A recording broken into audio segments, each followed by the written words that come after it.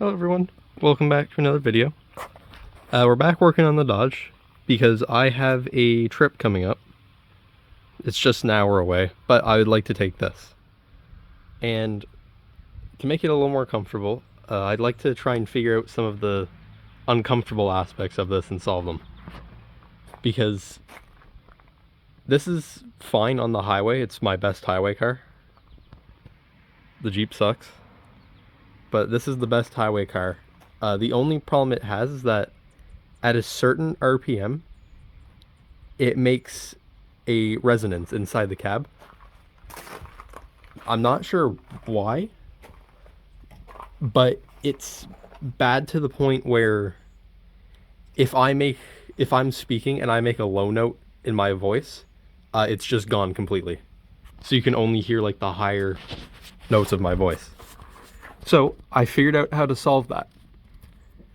I'm putting foam pads in the ceiling and I'm using that as a headliner because I tried it the other day just frigging around. I wanted to see if anything changed.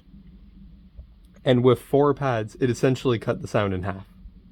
So you could hear me while I was talking. I could hear my friend while I was talking to him. And it just made it so much better. It cut out vibration, some road noise, but it was mainly the resonance it cut out on. And I also think it sounds like it's coming from the back, and I think it's because there's nothing here. See if I can block that up. Because the trunk's right in there, which I also decided to just clean up the trunk a little while ago. So I also put more foam pads down there. I leveled out the gas tank. I found out there was a 2x4 on that side and the gas tank was tilted like that.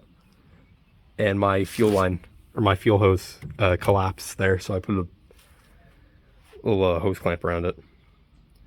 But it got a little better after I redid the trunk. But I still think it's just from the hood. Because I don't know why I closed it. I should just show that. Because it is just like metal.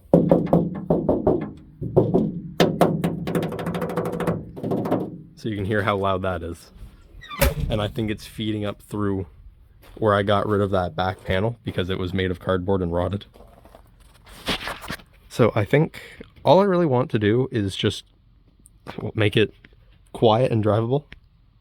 Because it's already fairly quiet now, besides for when it starts to misfire. But that's a different problem. So I'm going to hop in and just start filling in the top with the panels. I decided that I might actually want to show you what we're trying to solve, but my battery died, so I'm charging that right now. See if it will start. Started fine that time. Alright, now that's idled down slightly. Going a little drive. Gotta make sure you don't flip over. You're on a camera stand, not attached to anything.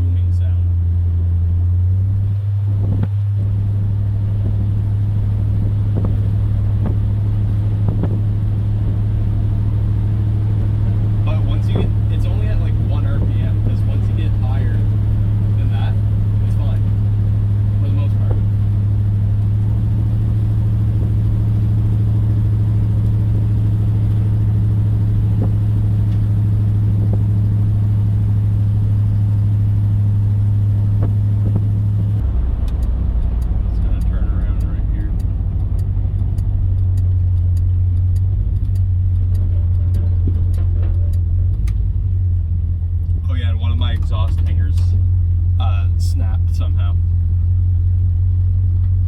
So I gotta fix that too.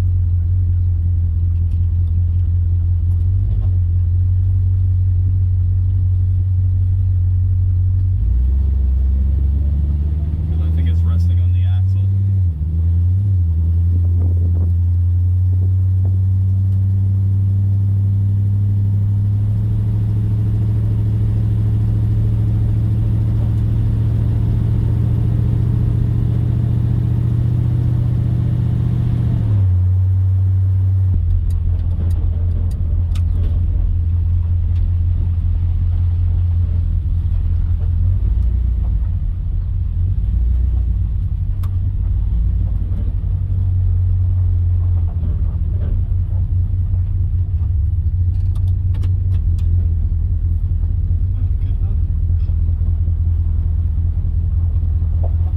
Also idled down quite a bit, which is good because it rarely does that.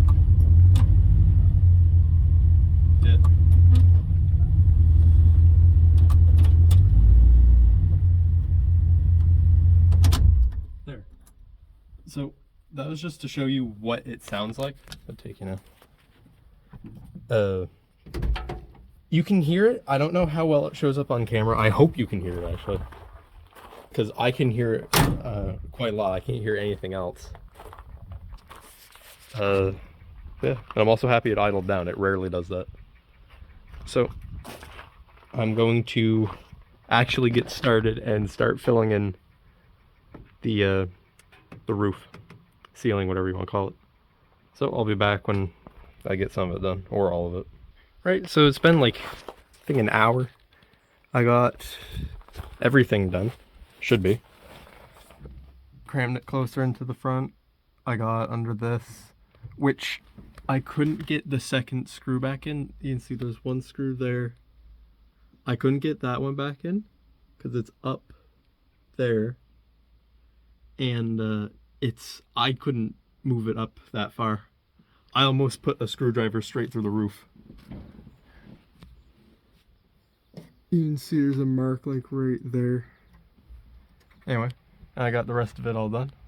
Lined it out. I had some issues putting in that final piece. It was that one. It wouldn't fit in properly, so I had to cut it, but it works. It's all in. It doesn't sag anywhere. Not that I know. It sags a little right there, but that's not even an issue. And other than that, I think it's all good. And I also want to make a piece for back here, because I think that's where most of the sound's coming from. And I looked at the trunk lid and I don't think I can fit anything under that just because it's too thin. Because like I might be able to wedge a piece like in there or there. But there's not much I can do because it's too tight. Can't fit anything in. So no one's sitting in the trunk while driving, so I guess I'm just gonna block that off, and hopefully that'll keep whatever sound is left out. So I'm gonna get on that, probably use these, and hopefully it's fairly easy to put in and it solves my issues. So I'll be back when that's done. Alright, so I got everything done. I'll show you the back bit when we get back, because we're gonna go on a little test drive again. And I also fixed the exhaust hangers. I'm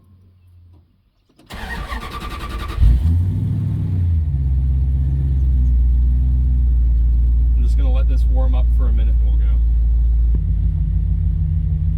Right, should be all good now.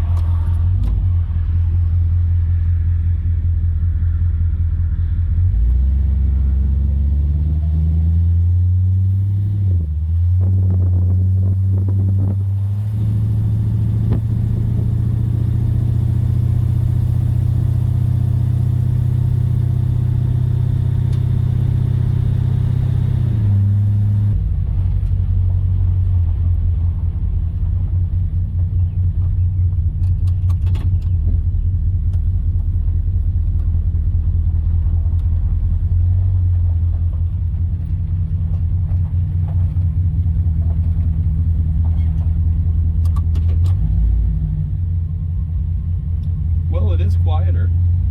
The sound's not gone completely, but it is a bit better. I'm just happy it's even at that level. Because before, whenever you were accelerating, you couldn't hear anything.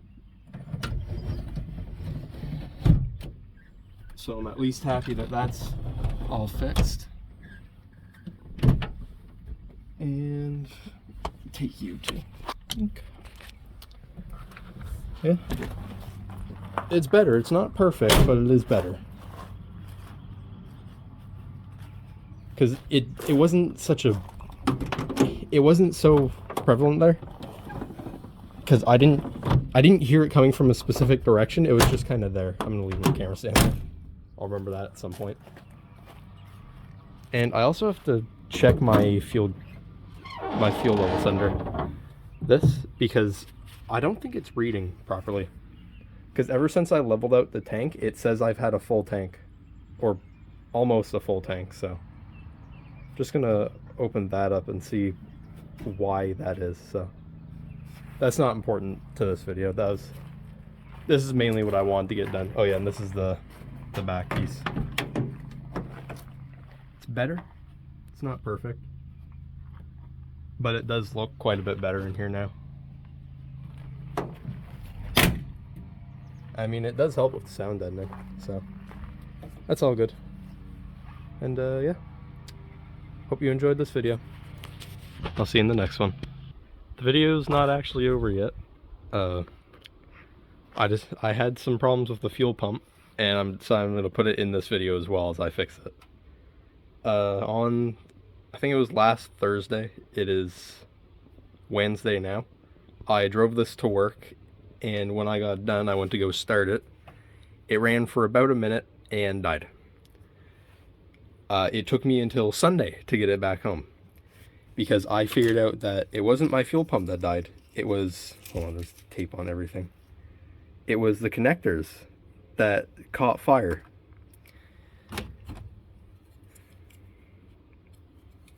Caught fire in the tank too.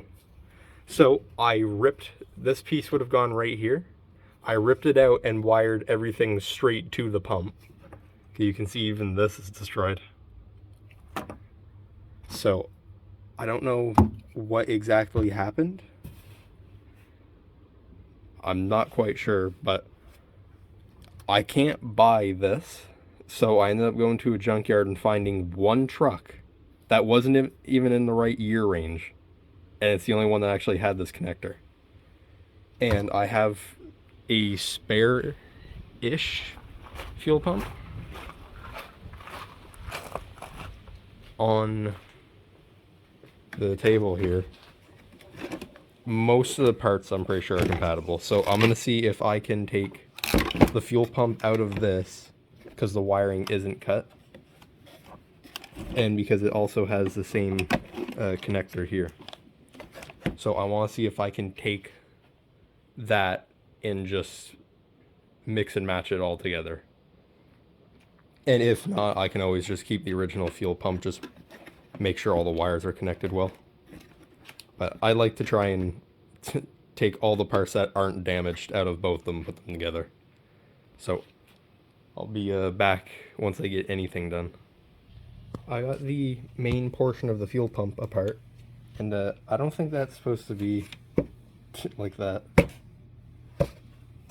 I don't even know what that is, like actual sludge. It feels like sand, actually. So I'm gonna clean that up, and I'm gonna continue taking apart this. That's also really dirty at the bottom. Has a filter, luckily. So I'll be back, and hopefully that'll all be clean. Okay, I have most of it done, actually. I got the whole pump, well, the pump assembly back together. And I rewired this connector here so I can actually use it again. There's a bit of a size difference in the wires. See it better in the red ones. This camera would focus. Come on.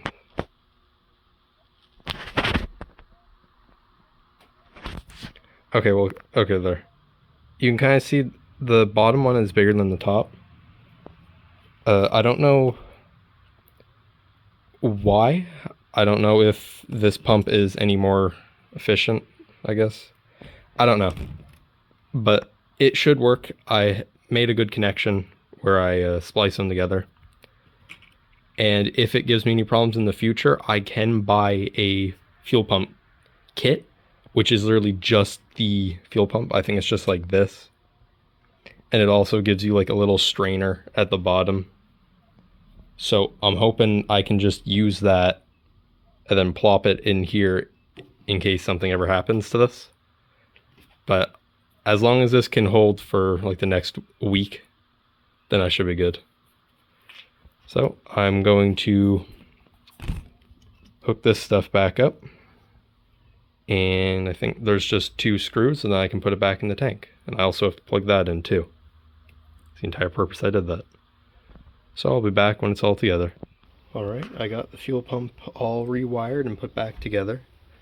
You can see there's those wires coming off, which I always did. I had to put a little piece of wire in the middle of that. And I also had to make a little jig for that line because it was too short. I had to cut the other one in half because I got a different fuel pump just to find out it was too low of a pressure. But now that all of that's solved, I'm still using the original fuel pump and all. And it should be able to fire up. So, I just reset the computer too, so. Oh, there's Salty. Salty. You.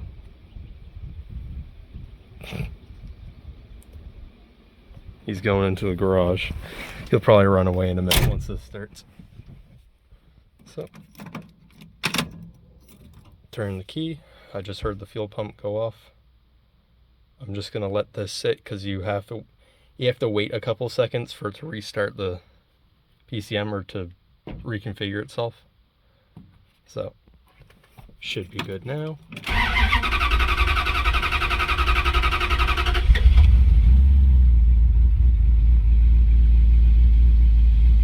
And there, it's running again.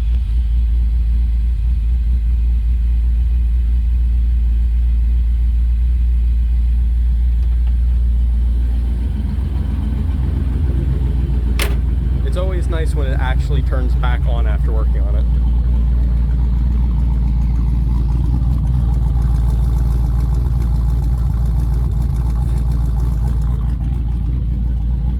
Well, happy that all works, and this actually is the end of the video now. Didn't really expect to do the fuel pump, but that was just in the way, I guess. So, hope you enjoyed this video. I'll see you in the next one.